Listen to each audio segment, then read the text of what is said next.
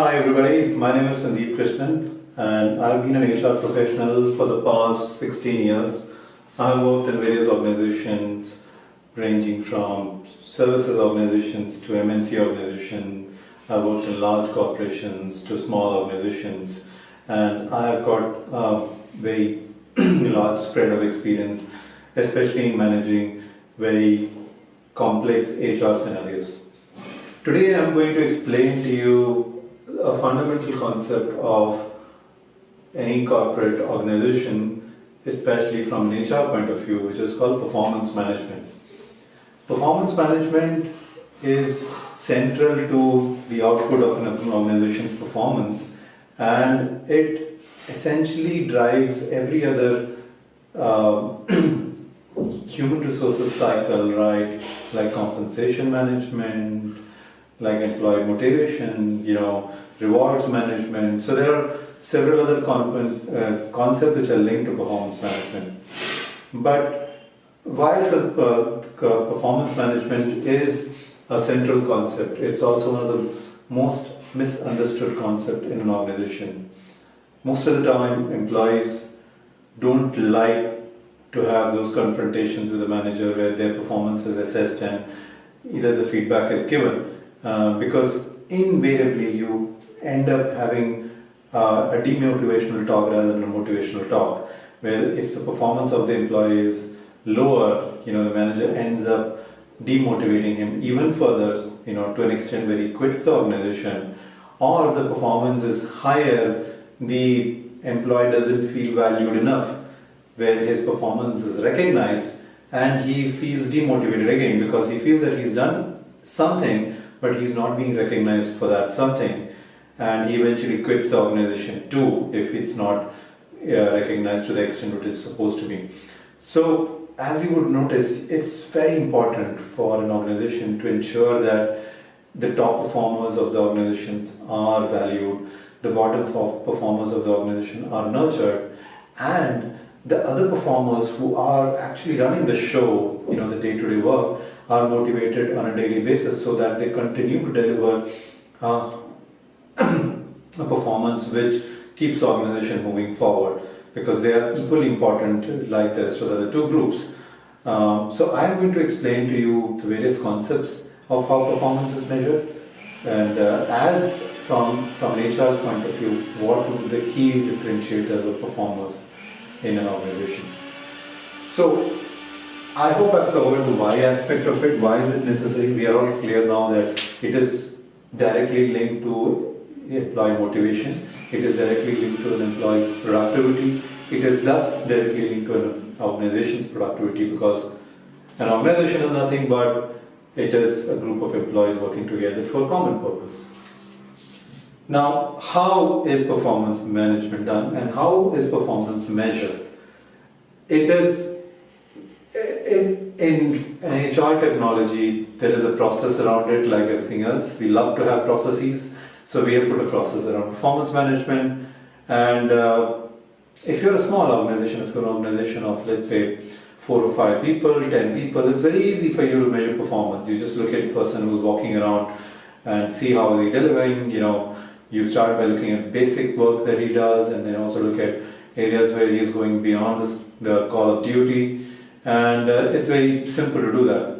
But when you start moving to organizations which scale, which are in the range of 100, 200, 500, 1,000, 10,000 and beyond, then you need to put this into a framework, you need to put this into a process. So that's why we have a performance management process. Typically, performance should be measured at every instance of an employee's interaction with the manager, every instance, so that feedback is immediate. But as a process, you can't do that, so you measure performance either on a quarterly basis or a half-yearly basis or even an annual basis. So that's one inflection point where you have an opportunity to engage with an employee and discuss his or her performance. But before you get into that, you have to start the process of goal setting. You have to agree when an employee joins an organization or when an employee starts to set his goals for the new year that he's going to perform at, you have to agree at what parameters would he be measured at, what will be the scope of the role, and what will be a stretch goal for him. So you have to measure these three parameters. You have to agree what will be the goals, what interval will it be measured at, and what will be a stretch goal. This is key. So you have to agree on the goals before you begin a performance management cycle. I cannot stress on this particular factor more than anything else, because most of the time managers fail to do that. They get into the process of goal setting, which is done at a very casual way, because most of the organization have a process of goal setting. There's documentation and available, so you merely pick papers of your boss's documentation, you pass it on to your employee and say these are the set of goals that you have to adhere to because my boss is doing. Absolutely wrong. Absolutely wrong, because an employee, though he needs to be aligned to the organization's goal, he needs to have a conversation with you as to how would he make that difference.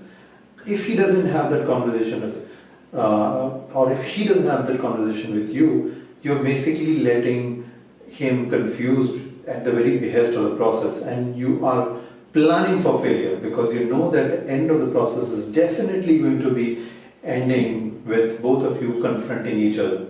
So it's very important that you agree on the definition of what will be the goals that you would need to accomplish for your manager to become successful, and thus his manager to become successful, and align that to the organization goals. So goal setting is very important. Size of your team. I've already covered this, but I do want to also talk about it in a brief conversation. I've seen this in my experience that there are organizations which are very small, or there are teams which are very small, 5 people team, 2 people team, but they're part of a larger organization, 1,000 people organization. Now, because the organization is following a larger process, even the small team is forced to follow the process, and the manager is forced to differentiate the organization. Another example could be that the team is quite new. They have just started understanding the scope of the work. They have just joined the organization, and the work itself has not been sort of measured through a scientific methodology. So in these kinds of scenarios, it is important that the concept of performance management is understood, but the implementation is tweaked to that particular kind of group that you're engaging with. So if you've got a 3-member team and you need to differentiate performance, it's going to be very hard for you to differentiate performance probably the first 2 months of that individual's joining you, or it's going to be hard even when both of the team players are performing at equal levels. Okay. Nevertheless, you have got a process. Certain times, the managers would feel that they need to differentiate because everybody else is differentiating it, and you need to fit into the so-called infamous bell curve, which I'll talk about in a while. Time. Again, we mentioned about the time concept. We spoke about performance management being done in a systematic, quarterly, half-yearly or yearly process.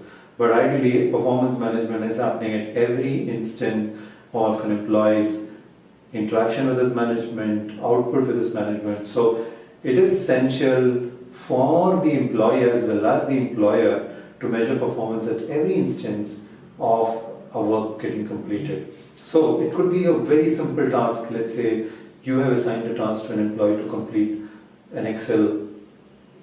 You've given an Excel file and you've asked an employee to do XYZ task in that, and the employee comes back and says, "This is what you've done."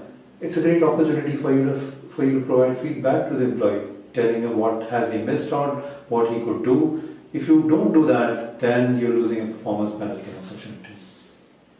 And of course, all this is done to measure the output, which now we come to the concept of rating. So in any organization, you would see that rating is measured in a scale of 1 to 5, where 1 is either rated the highest performer or 5 is rated the highest performers, as the organization might decide to. But nevertheless, any organization, anywhere in the world, will typically have a 5 rating scale.